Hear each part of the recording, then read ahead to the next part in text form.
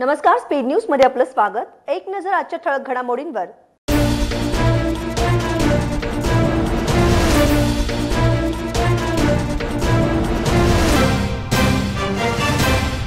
Correct कार्यक्रमाच्या पलीकडे आणखीन एक करेक्ट कार्यक्रम करण्याचा राजू शेट्टींचा राष्ट्रवादीला इशारा।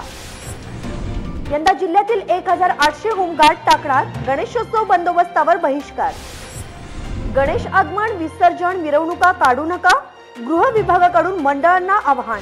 आणि राजू शेट्टी यांच्या विधान परिषद आमदारकीबाबत जयंत पाटलांचा मोठा खुलासा। बातमीपत्रात आपलं पुन्हा एकदा स्वागत। पाहूयात सविस्तर बातमीपत्र। स्वाभिमानी शेतकरी संघटनेला विधान परिषदेची एक जागा देणं ही काही कोणाची दया नाही, स्वाभिमानी आणि राष्ट्रवादीमध्ये झालेला तो समझोता आहे। आता केलेला समझोता पाळायचा की पाठीत पुन्हा धारदार खंजीर खुपसायचं हे राष्ट्रवादीने ठरवायचं असल्याचं राजू शेट्टी यांनी म्हटलं आहे। त्यांच्या मागे आमदारकी द्या म्हणून आम्ही कधी गेलो नव्हतो। करेक्ट कार्यक्रमाच्या पलीकडे आणखी एक करेक्ट कार्यक्रम असतो आणि तो मी करेन असा इशाराही राष्ट्रवादीला राजू शेट्टींनी दिलाय। मी एकदा निर्णय घेतला की मागे हटत नाही, जलसमाधी आंदोलन होणार असल्याचंही ते यावेळी म्हणालेत। राज्य सरकारने पूरग्रस्तांना आणि शेतकऱ्यांना आर्थिक मदत द्यावी या मागणीसाठी राजू शेट्टी यांनी जलसमाधी आंदोलन सुरू केलं आहे। राज्य सरकारकडून त्यांच्या या पदयात्रेच्या चौथ्या दिवशी देखील कोणताही निर्णय झालेला नाही। या आंदोलनाकडे दुर्लक्ष केलं तर सरकारला महागात पडेल असा इशारा राजू शेट्टी यांनी दिला आहे। महाविकास आघाडीचा मी गुलाम नाही, जिथे महाविकास आघाडी सरकार चुकत आहे तिथे मी सरकार विरोधात ठामपणे बोलणार। सरकार पूरग्रस्तांना मदत देताना चुकलं आहे। मी पॅकेज देणारा माणूस नसल्याचं मुख्यमंत्री म्हणाले होते, पण पूरग्रस्तांना सरकारकडून काहीच मदत मिळाली नाही असा राज्य सरकारचा घरचा आहेर राजू शेट्टी यांनी याआधी दिला होता। जिल्ह्यातील सर्व पात्र व अपात्र असे 1800 होमगार्ड येणाऱ्या गणेशोत्सव बंदोबस्तावर बहिष्कार टाकण्याच्या तयारीत आहेत। 2 दिवसांपूर्वी इचलकरंजी शहरातील 3 पोलीस ठाण्यात गोकुळाष्टमीच्या बंदोबस्तासाठी सुमारे 50 होमगार्डना हजर राहण्याचे आदेश दिले होते। मात्र प्रत्यक्षात हाताच्या बोटावर मोजण्या इतके होमगार्ड बंदोबस्तासाठी उपस्थित राहिले।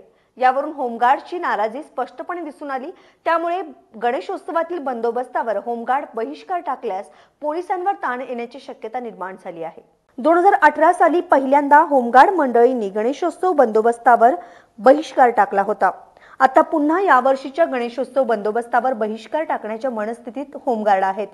गणेशोत्सव, दसरा, दिवाळी, निवडणुका, मंत्र्यांचे दौरे, जाहीर सभा आदी कार्यक्रमात पोलिसांइतके बंदोबस्ताचे काम होमगार्ड यांनाही करावं लागतं। आता प्रलंबित मागण्यांची पूर्तता होत नसल्याने 6 दिवसांवर आलेल्या गणेशोत्सवातील बंदोबस्तावर होमगार्ड बहिष्कार टाकण्याच्या तयारीत आहेत। अशा वेळी पोलिसांवर कामाचा ताण वाढणार असून आधीच तपास आणि गस्तीसाठी पोलीस बळ अपुरे पडत आहे। त्यामुळे सणासुदीच्या काळात होमगार्डांअभावी पोलिसांवर बंदोबस्ताचा ताण वाढल्यास कायदा व सुव्यवस्था प्रभावित होऊ शकते। श्री गणेश आगमनाची तसेच विसर्जनाची मिरवणूक काढण्यात येऊ नये असं परिपत्रक राज्याच्या गृह विभागाने काढलं आहे। पर्यावरणाची हानी व जलप्रदूषण टाळण्यासाठी शाडू व लाल मातीच्या गणेश मूर्तींची स्थापना करावी, मूर्तीचे विसर्जन शक्यतो घरच्या घरीच करावं असं आवाहन या परिपत्रकाद्वारे करण्यात आलं असल्याचं जिल्हा प्रशासनाने शुक्रवारी स्पष्ट केलंय। कोरोनाचा विचार करता यावर्षीचा गणेशोत्सव साध्या पद्धतीने साजरा करण्याचा निर्णय घेण्यात आला आहे। त्या अनुषंगाने परिपत्रकाद्वारे मार्गदर्शक सूचना जारी करण्यात आल्या आहेत। सार्वजनिक गणेशोत्सवासाठी मंडळांनी स्थानिक प्रशासनाची पूर्वपरवानगी घेणं आवश्यक राहील। मर्यादित स्वरूपाचे मंडप उभारण्यात यावेत। भपकेबाजी सजावट नसावी। श्री गणेशाची मूर्ती सार्वजनिक मंडळांकरिता 4 फूट व घरगुती गणपतीकरिता 2 फुटांच्या मर्यादेत असावी असं या परिपत्रकात म्हटलं आहे। यावर्षी शक्यतो पारंपरिक गणेश मूर्तींऐवजी घरातील धातू, संगमरवर आदी मूर्तींचं पूजन करावं। विसर्जन घरी करणं शक्य नसल्यास नजीकच्या कृत्रिम विसर्जन स्थळी विसर्जित करण्यात यावं। सांस्कृतिक कार्यक्रमांऐवजी आरोग्यविषयक उपक्रम, शिबिरे आयोजित करण्यास प्राधान्य देण्यात यावं आणि त्याद्वारे कोरोना, मलेरिया, डेंग्यू इत्यादी आजार आणि त्यांचे प्रतिबंधात्मक उपाय तसेच स्वच्छता याबाबत जनजागृती करण्यात यावी। श्रींच्या आगमन व विसर्जन मिरवणुका काढण्यात येऊ नयेत। विसर्जनाच्या पारंपरिक पद्धतीत विसर्जन स्थळी होणारी आरती घरीच करावी।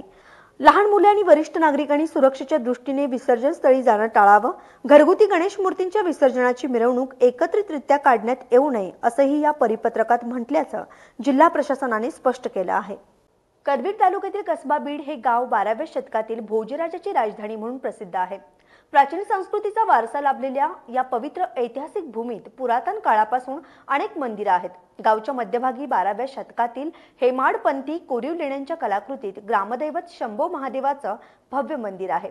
या गावात साकारते 12व्या शतकातील प्राचीन संस्कृतीचे विरगळ वास्तुसंग्रहालय. कोल्हापूर शहरापासून करवीर तालुका पश्चिम भागात अवघ्या 15 किलोमीटर अंतरावर कसबा बीड गाव लागतं.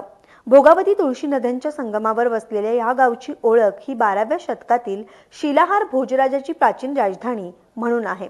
सोन्याचा पाऊस पडणारं गाव म्हणून देशाच्या नकाशावर हे गाव चमकलं आहे. या गावच्या परिसरात 12व्या शतकातील विरगळ दगडी अवशेष मूर्ती सापडतात. प्राचीन संस्कृतीचा ठेवा जपण्याबरोबरच नव्या पिढीला कसबा बीड गावचा इतिहास माहीत व्हावा या उद्देशाने प्राचीन विरगळांचे वास्तुसंग्राहक साकारू लागला आहे. हे वास्तुसंग्रहालय पर्यटकांना पर्वणीच ठरू लागली आहे. दरवर्षी महाशिवरात्री निमित्त शंभो महादेव मंदिरात उत्सव साजरा होतो. 12व्या शतकातील प्राचीन विरगळ पाहण्यासाठी पर्यटकांची गर्दी होत असते. दरम्यान कसबा बीड गाव पर्यटन क्षेत्र म्हणून नव्या बदलत्या युगात राज्य शासनाने मान्यता द्यावी अशी मागणी करवीर तालुक्यातून होऊ लागली आहे. सणासुदीच्या काळात कोरोनाचं होणारं संक्रमण थोपवण्यासाठी शासनाच्या निर्बंधाचे नियम पाळून यावर्षीचा गणेशोत्सव सोहळा साधेपणाने तरुण मंडळांनी साजरा करावा असं प्रतिपादन करवीर पोलीस ठाण्याचे निरीक्षक संदीप कोळेकर यांनी केलंय. करवीर तालुक्यातील बीडशेड येथील महालक्ष्मी सभागृहात गणेशोत्सवाच्या अनुषंगाने आयोजित व्यापक बैठकीच्या अध्यक्षस्थानावरून कोळेकर बोलत होते. मार्गदर्शन करताना निरीक्षक कोळेकर म्हणालेत, स्वातंत्र्यप्राप्तीच्या काळात लोकमान्य टिळकांनी गणेशोत्सवाची सुरुवात समाज परिवर्तनासाठी केली होती. आता काळ बदलला आहे. कोरोना महामारीमुळे गेल्या 1.5 वर्षात देशवासियांचं प्रचंड नुकसान झाले. अतिवृष्टी महापुरामुळे आर्थिक संकट उभारलं आहे.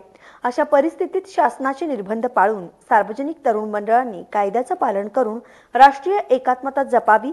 यंदाचा गणेशोत्सव साध्या पद्धतीने साजरा करून आदर्श निर्माण करावा. या बैठकीत करवीर पंचायत समितीचे माजी सभापती व काँग्रेस नेते राजेंद्र सूर्यवंशी, शेतकरी आंदोलन नेते मुकुंद पाटील, कसबा बीड गावचे सरपंच सर्जेराव तिबिले, महेचे सरपंच सज्जन पाटील, सावर्डे दुमालाचे सरपंच कुंडलिक कारंडे, ग्राहक चळवळीचे नेते जगदीश पाटील, सागर चौगुले, शिवाजीराव चव्हाण आदींची भाषणं झाली. प्रास्ताविक बैजू पाटील यांनी केलं. शेवटी विनायक तळेकर यांनी आभार मानले. बैठकीला कसबा बीड, आरे, सावरवाडी, महे, शेळकेवाडी, कोगे, शिरोली दुमाला, मारुळ, बेरकळवाडी, बहिरेश्वर, गणेशवाडी, धोंडवाडी, बाचणी, कारभारवाडी, गाडेगोंडवाडी, सावर्डे दुमाला, गर्जन, चापोडी, मांढरे, धानवडे गावातील सरपंच, उपसरपंच, पोलीस पाटील, तरुण मंडळाचे पदाधिकारी आदी उपस्थित होते. भुदरगड तालुका मेघोली येथील लघु पाटबंधारे तलाव फुटल्याची दुर्दैवी घटना बुधवारी रात्री उशिरा घडली. तलावाचा भराव वाहून गेलेल्या प्रत्यक्ष ठिकाणाला आज भेट देऊन संबंधित अधिकारी व गावकऱ्यांशी सविस्तर चर्चा करून त्यांच्या भावना पालकमंत्री सतेज पाटील यांनी समजावून घेतल्यात. हा प्रकल्प फुटल्याने अचानक वाढलेल्या पाण्याच्या प्रवाहात वाहून गेल्यामुळे नवले येथील जिजाबाई धनाजी मोहिते यांचा व काही जनावरांचा दुर्दैवी मृत्यू झालाय. तसेच परिसरातील शेतीचं मोठ्या प्रमाणात नुकसान झालं आहे. या दुर्घटनेमुळे मृत्यू झालेल्यांच्या वारसांना व नुकसानग्रस्त नागरिकांना तातडीने नुकसान भरपाई देण्यात येणार असून घटनेची चौकशी करून दोषींवर कडक कारवाई करण्यात येणार आहे. या भागातील शेतकरी व गावकऱ्यांची पाण्याची सोय होण्यासाठी या प्रकल्पाचं बांधकाम तात्काळ करण्याच्या दृष्टीने गतीने कार्यवाही करण्यात येणार आहे. तसेच येत्या 8 दिवसात नुकसानीचे पंचनामे पूर्ण करून पंचनाम्यांबाबत कोणतीही तक्रार येणार नाही याची दक्षता घेण्याच्या सूचना प्रशासनाला दिल्या आहेत. वेळ झाली आहे छोट्याशा विश्रांतीची. तुम्ही पाहत रहा speed news live 24.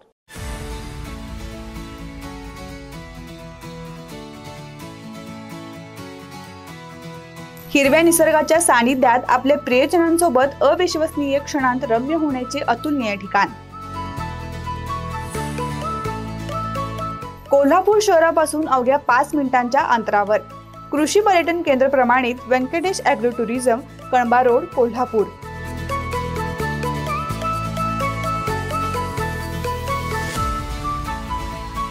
Venkatesh agro tourism, Kolhapur. संपर्क 9284890234 आणि 8999210023.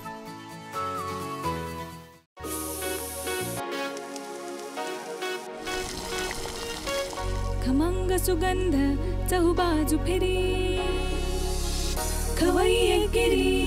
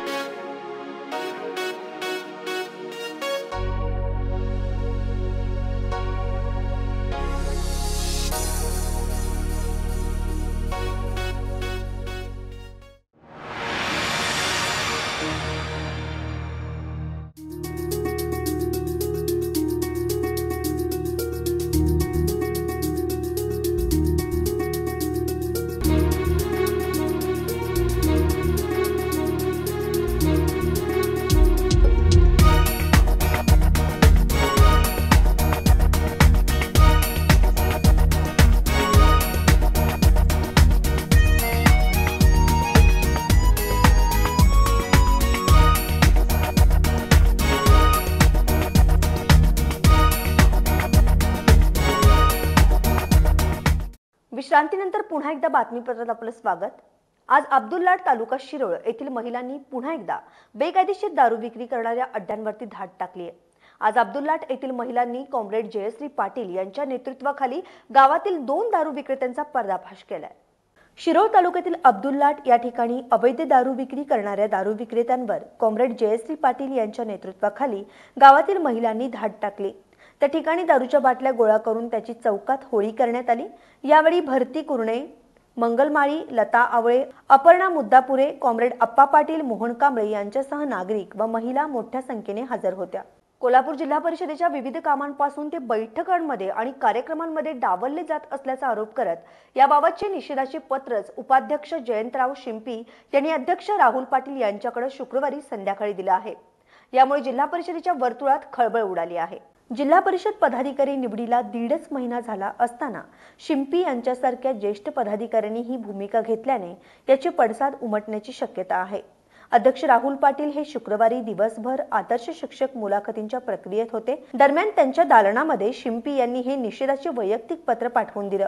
रात्री ते पाटील यांना मिळालं।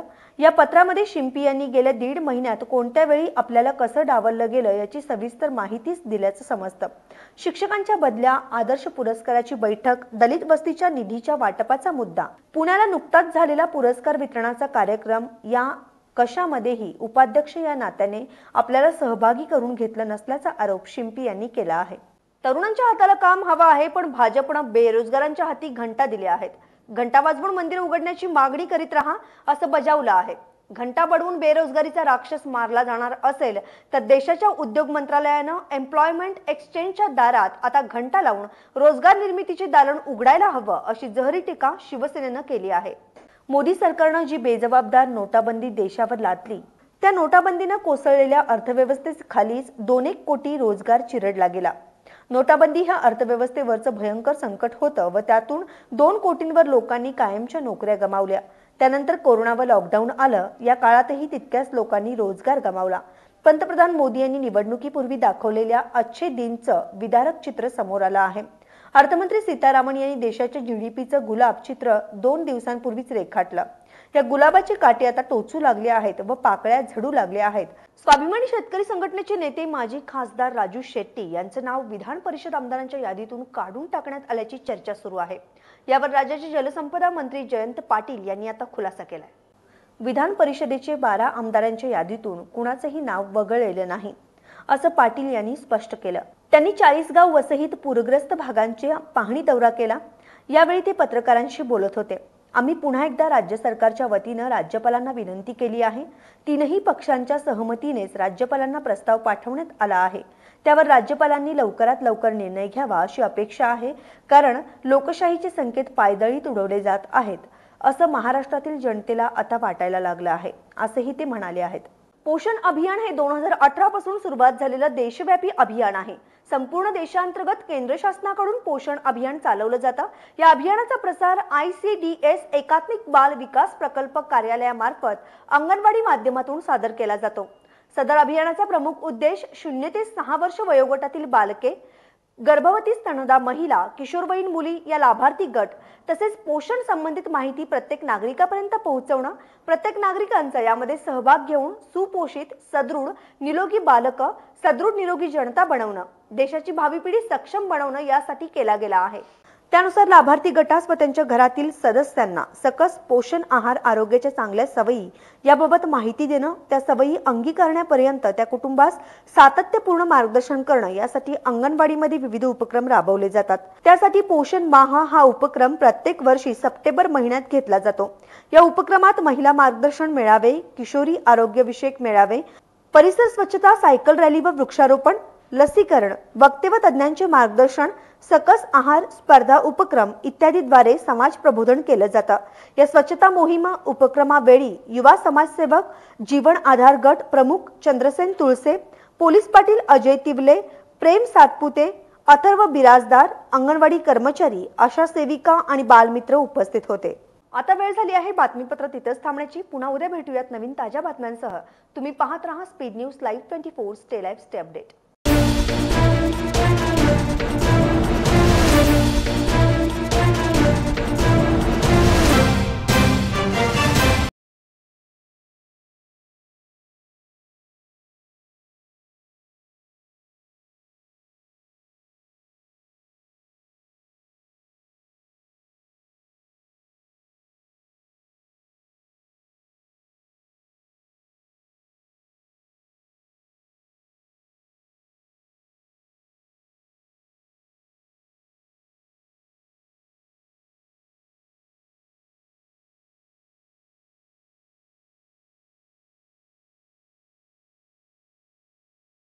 अशाच ताज्या अपडेट्ससाठी स्पीड न्यूज लाईव्ह 24 चॅनेलला सबस्क्राईब करा आणि बेल आयकॉनवर प्रेस करा.